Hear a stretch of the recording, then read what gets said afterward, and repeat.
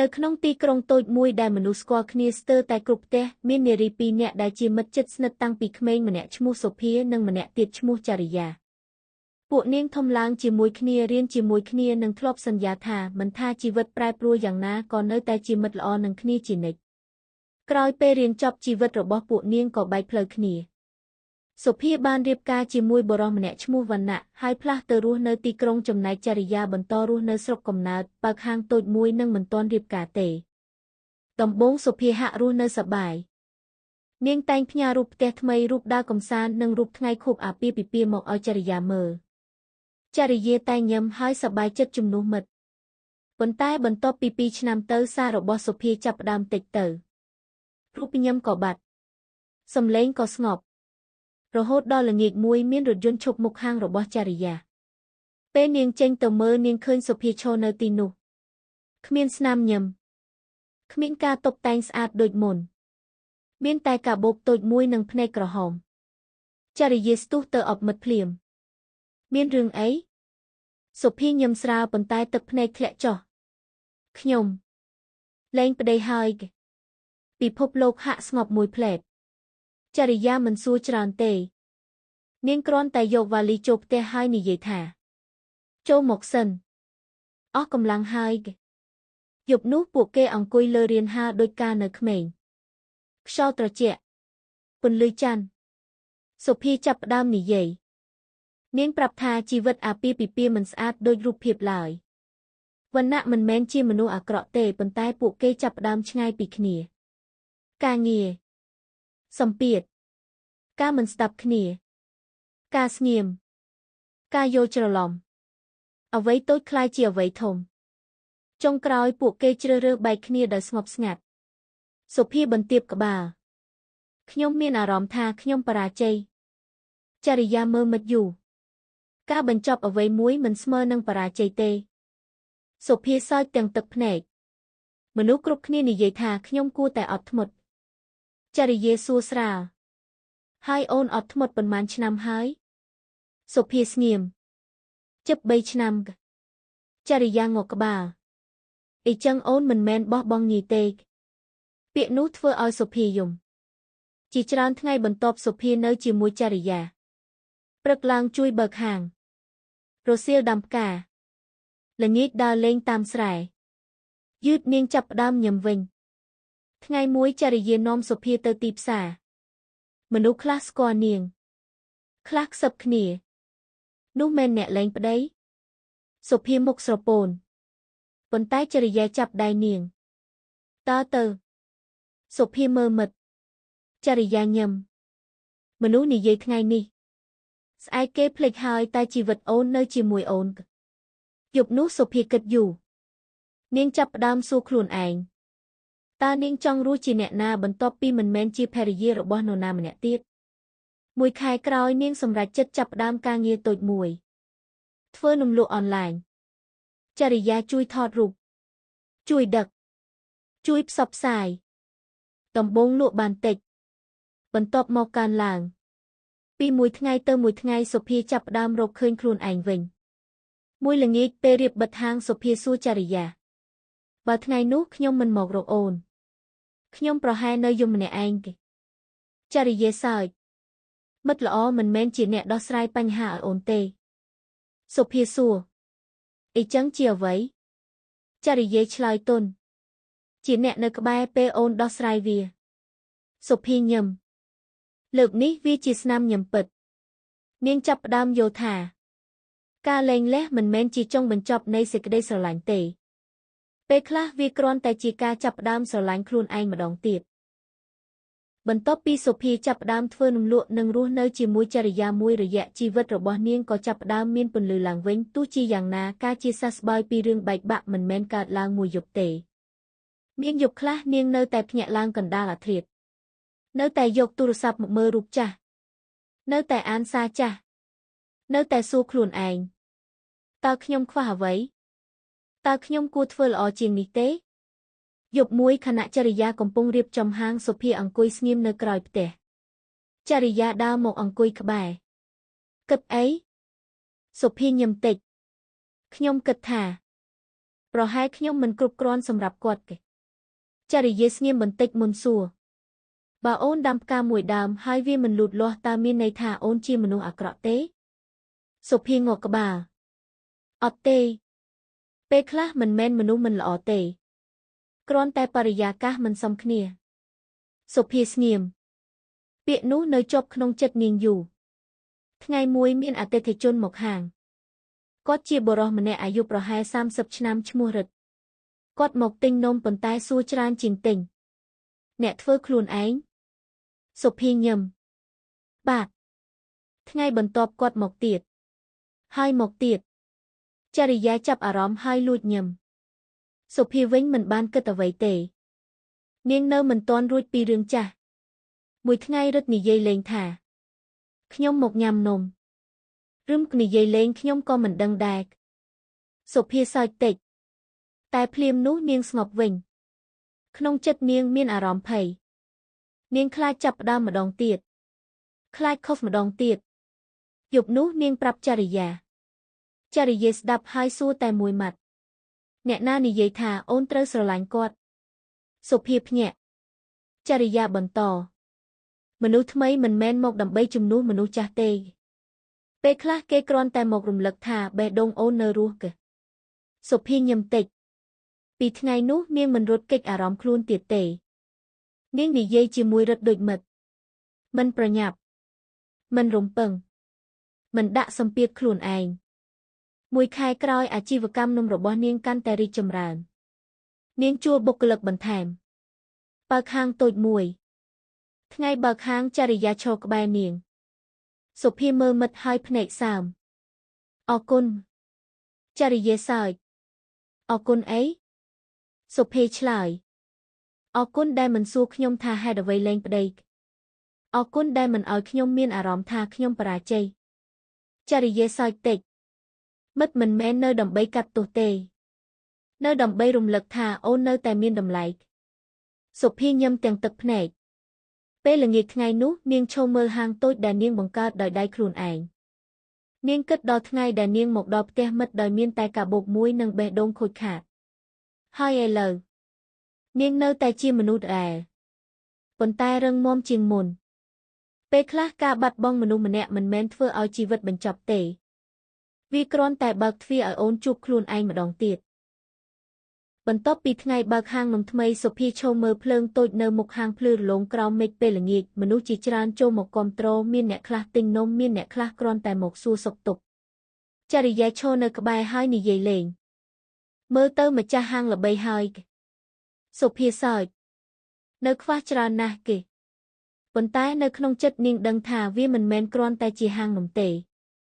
វាជាភស្តុតាងថានាងអាចចាប់ផ្ដើមជីវិតថ្មីបានថ្ងៃកន្លងទៅយឺតសុភាលែងមើលទូរស័ព្ទរកសារចាស់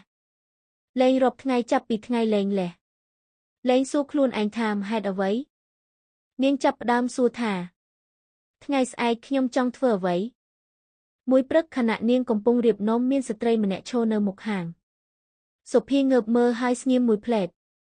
នោះគឺម្ដាយអាទិត្យប្តីរបស់នាងបេះដូងនាងលោតខ្លាំងមនុស្សដែលនាងធ្លាប់ហៅថាលម៉ាក់ជាច្រើនឆ្នាំ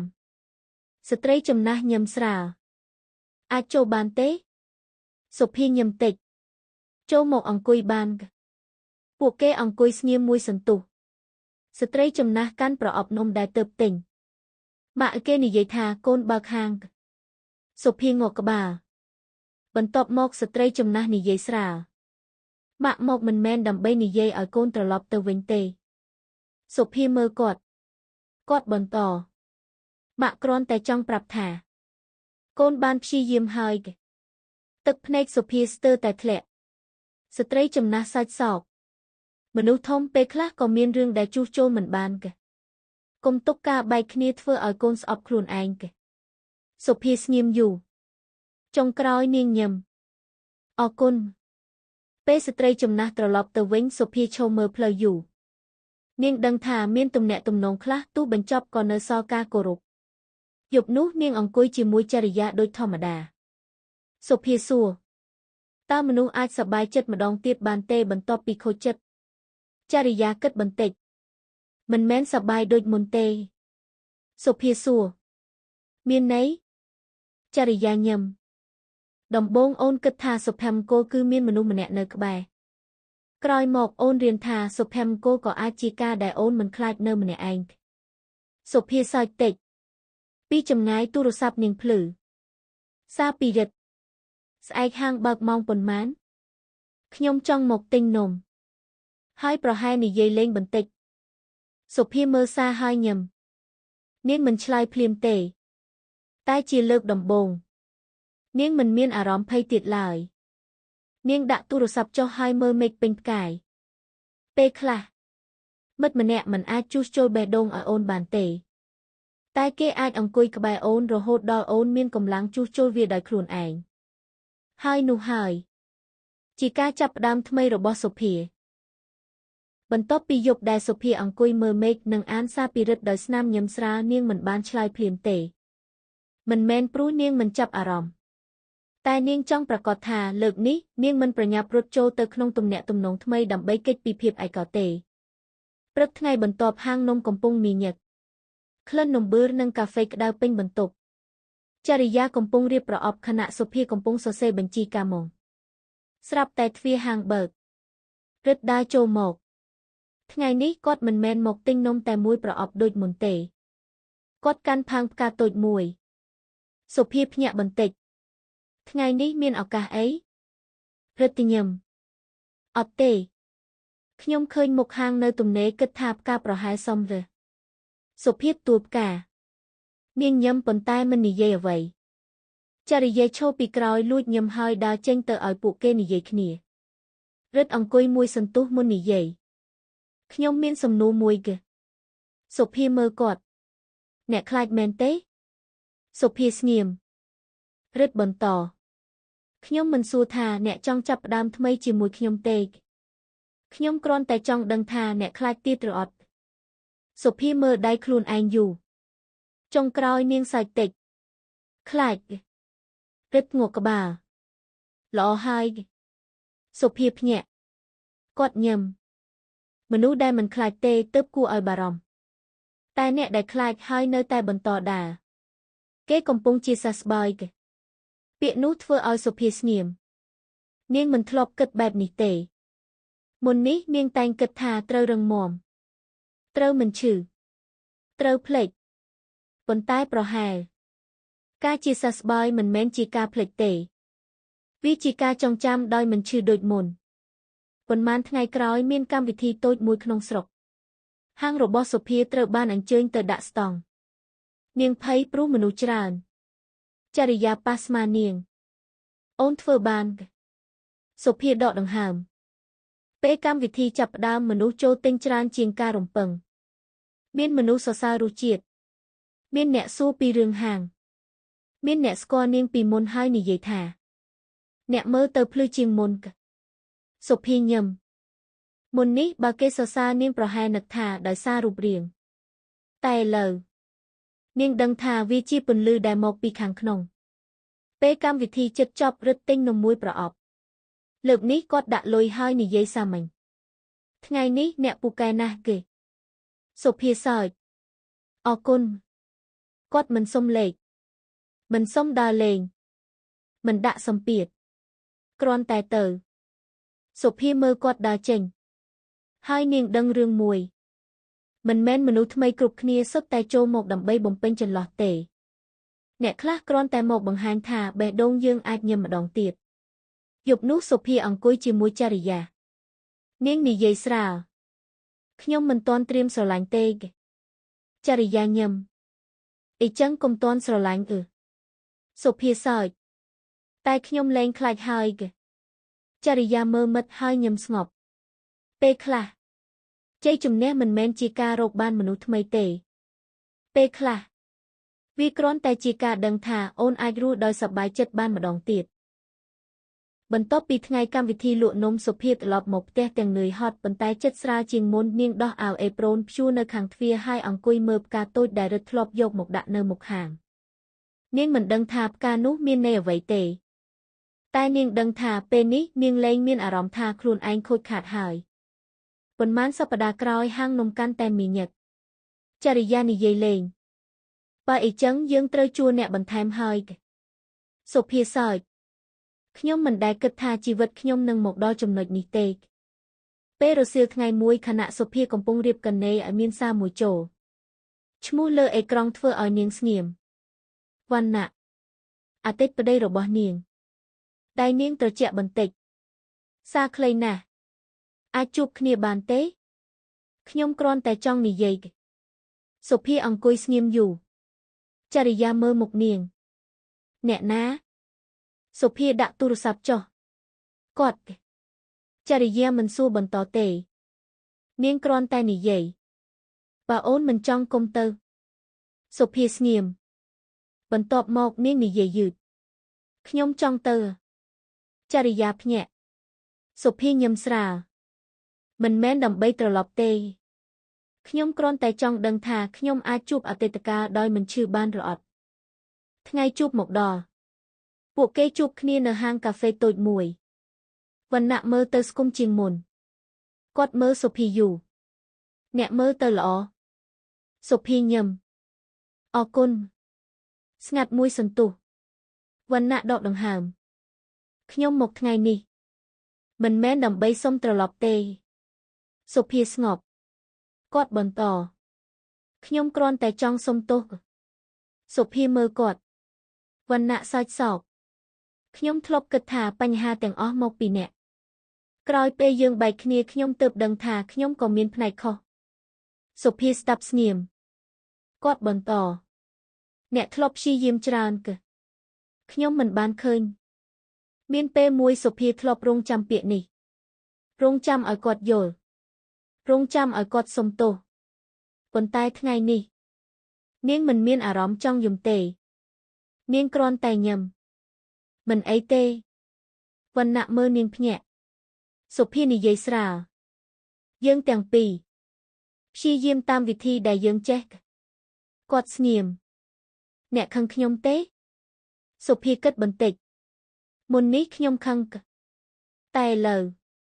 ខ្ញុំគិតថាយើងគ្រាន់តែមិនសមគ្នាវណ្ណៈញឹមទាំងភ្នែកសើមខ្ញុំរីករាយដែលអ្នកល្អពេលចែកផ្លូវសុភាដើរចេញពីហាងនាងមិនងាកក្រោយទេមិនមែនព្រោះស្អប់តែព្រោះលែងត្រូវការ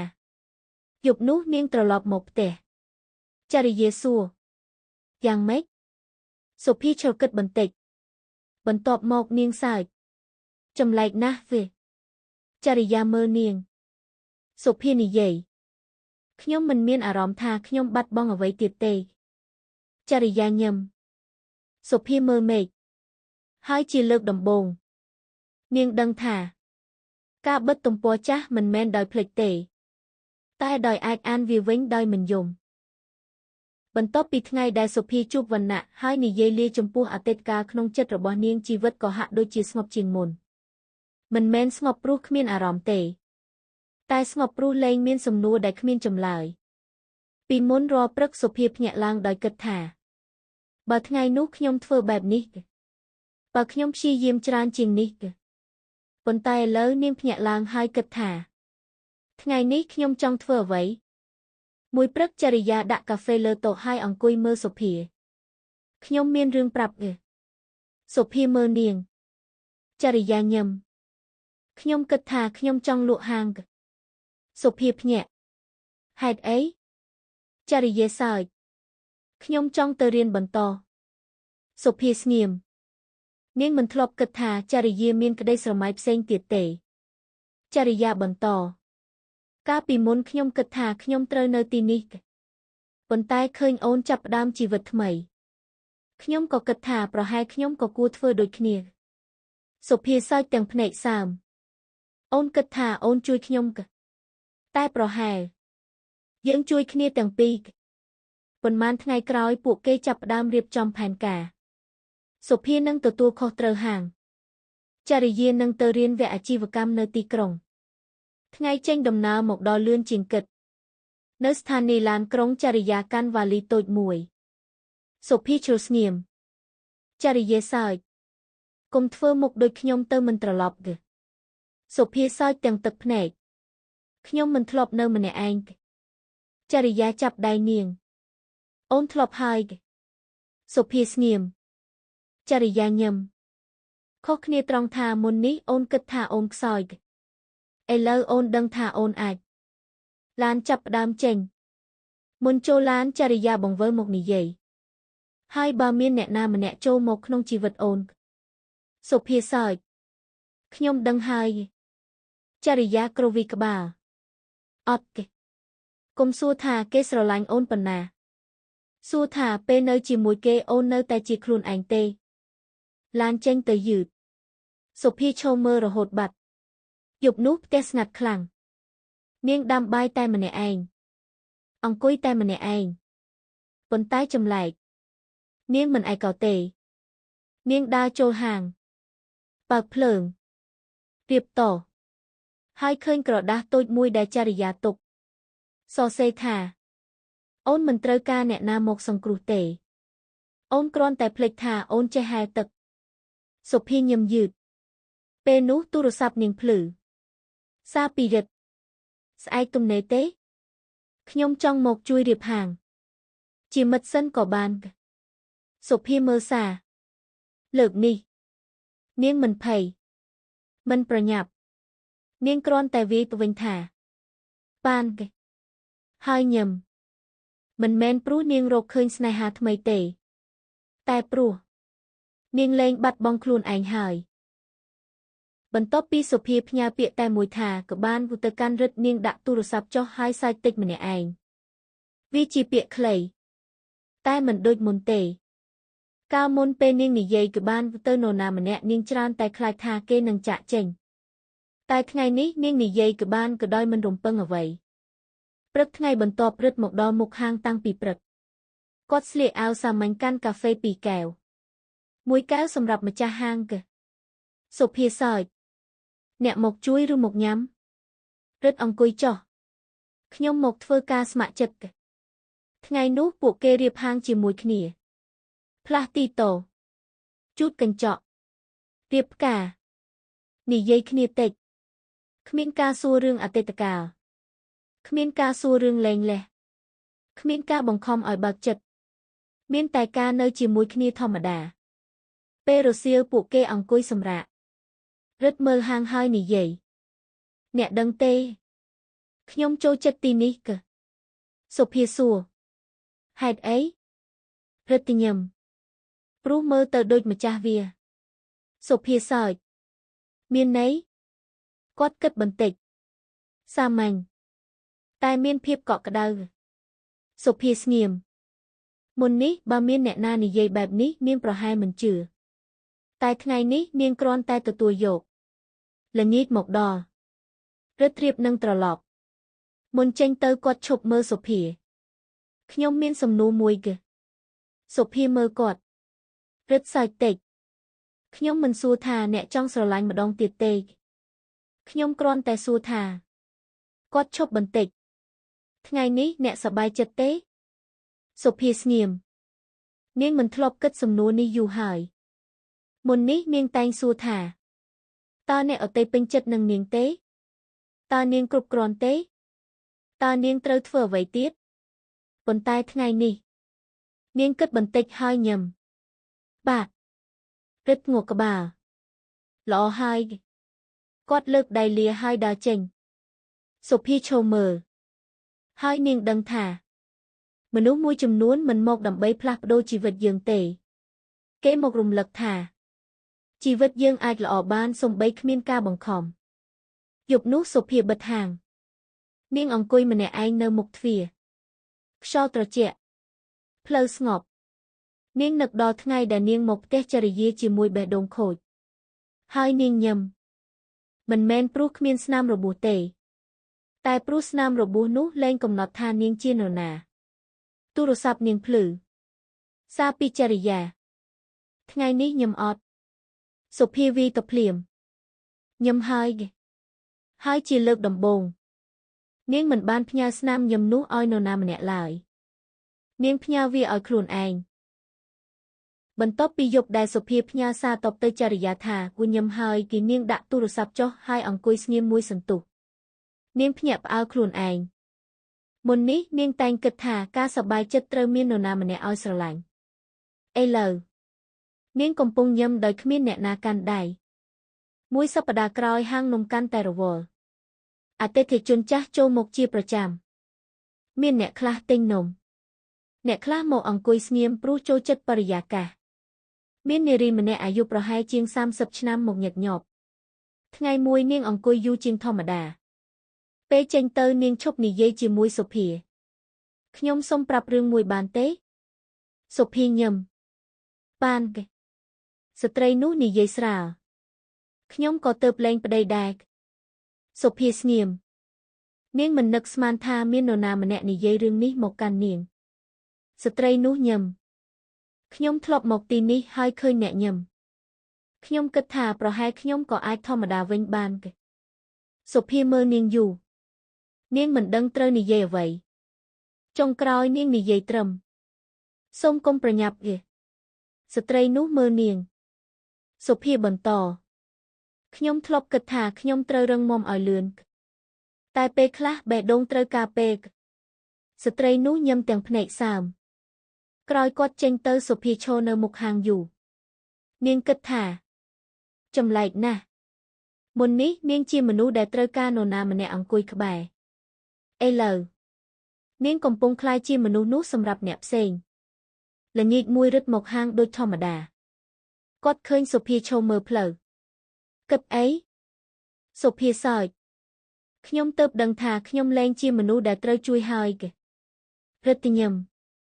មនុស្សដែលធ្លាប់ឈឺច្រើនយកចិត្តគេជាងគេពួកគេអង្គុយផឹកកាហ្វេស្ងៀមមួយសន្ទុះក្រោយរឹតសួរខ្ញុំអាចសួររឿងមួយទេសុភាមើលគាត់ព្រឹត្តិញឹមបើថ្ងៃណាមួយខ្ញុំសុំដើរចូលជីវិតអ្នកគាត់ឈប់បន្តិចអ្នកនឹងខ្លាចទេសុភាស្ងៀមមុននេះប្រហែលនាងនឹងនិយាយថាខ្លាចតែថ្ងៃនេះនាងញឹមតិចប្រហែលខ្លាចព្រឹត្តសើចសុភាបន្តតែខ្ញុំលែងខ្លាចថាបើបាត់អ្នកណាម្នាក់ខ្ញុំនឹងបាត់ខ្លួនឯងទៀតហើយគេព្រឹត្តមិននិយាយអ្វីគាត់គ្រាន់តែញឹមស្ងប់ពេលនោះសុភាដឹងរឿងមួយស្នេហាថ្មីមិនមែនជារង្វាន់សម្រាប់អ្នកដែលឈឺចាប់ទេវាគ្រាន់តែជាអ្វីដែលកើតឡើងពេលមនុស្សម្នាក់រៀនរស់ដោយពេញលេញជាមួយខ្លួនឯងនៅក្រៅហាងពន្លឺថ្ងៃល្ងាចធ្លាក់ស្រទន់សុភាមើលមេឃហើយញឹមលើកនេះមិនមែនព្រោះមាននរណាម្នាក់ជួយនាងទេតែព្រោះនាងដឹងថានាងអាចទៅមុខបានបន្ទាប់ពីល្ងាចដែលសុភានិយាយថាក៏ខ្ញុំលែងខ្លាចថាបើបាត់អ្នកណាម្នាក់ខ្ញុំនឹងបាត់ខ្លួនឯងទៀតហើយគឺជីវិតរបស់នាងក៏ចូលទៅក្នុងចង្វាក់ថ្មីមួយមិនលឿនមិនរំភើបខ្លាំងតែស្ងប់និងពេញចិត្តរឹតនៅតែមកហាងដូចមុនមានថ្ងៃខ្លះគាត់មកទិញនំមានថ្ងៃខ្លះមកអង្គុយអានសៀវភៅមានថ្ងៃខ្លះមកហើយនិយាយតែពីរបីម៉ាត់ចម្លែកណាស់សុភាចាប់ផ្ដើមស្រួលចិត្តជាមួយភាពសាមញ្ញនោះថ្ងៃមួយពេលរសៀលភ្លៀងធ្លាក់ខ្លាំងអតិថិជនស្ទើរតែមិនមានសុភាកំពុងបិទបង្អួចរឹតនៅអង្គុយក្នុងហាងគាត់សួរស្រាលខ្ញុំសួររឿងមួយបានទេសុភាសើចអ្នកសួរច្រើនជាងទិញទៀតកែរឹតសើចបើថ្ងៃនោះអ្នកមិនលែងប្តីតើអ្នកគិតថាអ្នកនឹងសប្បាយជាងនេះទេសំណួរនោះធ្វើឲ្យសុភាស្ងៀមមុននេះប្រសិនបើអ្នកណាសួរនាងប្រហែលយំតែថ្ងៃនេះនាងគិតយូរបន្តិចបន្ទាប់មកនាងនិយាយខ្ញុំមិនដឹងរឹតមើលនាងសុភាបន្តតែខ្ញុំដឹងថាបើមិនមានថ្ងៃនោះក៏ខ្ញុំប្រហែលមិនស្គាល់ខ្លួនឯងដូចថ្ងៃនេះទេភ្លៀងធ្លាក់ស្រាល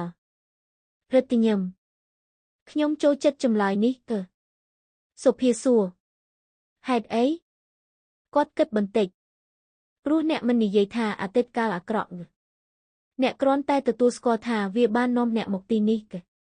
សុភាស្ងៀមនាងមើលទឹកភ្លៀងហូរលើកញ្ចក់នាងនឹកឃើញខ្លួនឯងថ្ងៃមុន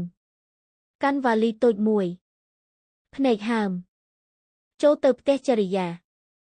ថ្ងៃនោះនាងគិតថាជីវិតចប់ហើយតែឥឡូវនាងកំពុងឈរនៅក្នុងហាងដែលនាងបង្កើតមានមនុស្សដែលគោរពនាងមានមិត្តដែលស្រឡាញ់នាងហើយមានខ្លួនឯងដែលនាងទើបស្គាល់ យប់នោះពេលបិទហាងរឹតឈរនៅមុខទ្វារគាត់ដកដង្ហើមហើយនិយាយខ្ញុំមិនប្រញាប់ទេសុភាមើលគាត់ញឹមខ្ញុំមិនដឹងថាថ្ងៃមុខយើងនឹងទៅដល់ណាតែខ្ញុំចង់ឲ្យអ្នកដឹងថាខ្ញុំមិនមកព្រោះចង់ជួសជុលអ្នកសុភាស្ងៀមគាត់បន្តខ្ញុំមកព្រោះខ្ញុំចូលចិត្តអ្នកក្នុងថ្ងៃដែលអ្នកមិនត្រូវការឲ្យនរណាម្នាក់សង្គ្រោះភ្លៀងឈប់ហើយខ្យល់ត្រជាក់បក់តិចសុភាញឹមនាងមិនឆ្លើយថាស្រឡាញ់នាងមិនឆ្លើយថាមិនស្រឡាញ់នាងគ្រាន់តែនិយាយអរគុណហើយពេលរត់ដើរចេញទៅនាងឈរមើលផ្លូវស្ងប់លើកនេះនាងមិនរងចាំអ្នកណាត្រឡប់មកវិញទេតែនាងបើកទ្វារចិត្តដោយមិនបាត់បង់ខ្លួនឯងរឿងខ្លះមិនចប់ដោយពាក្យថារស់នៅជាមួយគ្នាដោយសុភមង្គលទេពេលខ្លះវាចប់ដោយពាក្យថាខ្ញុំសប្បាយចិត្តជាមួយខ្លួនឯងហើយ